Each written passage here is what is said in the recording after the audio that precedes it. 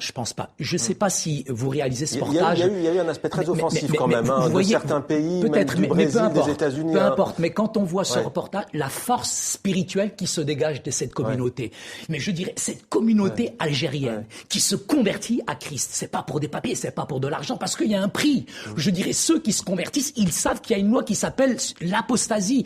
Et ils vont payer, je dirais, de leur vie. Donc, on peut pas se convertir pour des papiers. D'ailleurs, cher monsieur Mohamed, moi j'ai des papiers.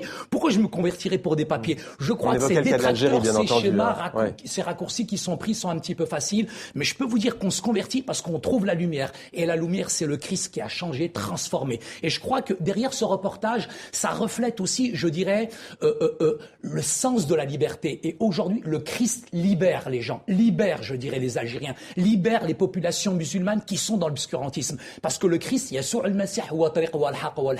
Jésus, il est le chemin, la vérité et la vie. Alors, vous êtes l'auteur de Fier d'être arabe et chrétien. Alors, en quelques mots, pourquoi fier et pourquoi la nécessité de le mettre en avant ? Oui, justement, je le mets en avant parce que, et je rejoins Monsieur Zeguidour sur ce propos, on a l'impression que ces conversions, c'est une spécificité kabyle berbérophone. Mais pas du tout. Ça s'étend aujourd'hui au-delà, je dirais, de ces régions berbères, au-delà dans des villes profondes arabes. Et l'évangile ne s'arrête pas à la frontière de l'Arabie Saoudite, Mohamed. L'évangile traverse aujourd'hui même les grandes villes.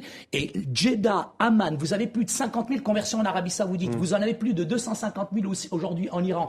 Est-ce qu'on peut dire que c'est une spécificité berbère? Non, pas du tout. Eh bien, et je pense que vraiment l'évangile est la lumière qui éclaire tout homme et qui dépasse même les frontières les plus obscures. Eh bien, puisque vous parlez de frontières, Slimane Zeguidour va nous présenter une carte très pédagogique. Quelles sont, Slimane, les autres régions du monde où l'on assiste, où l'on observe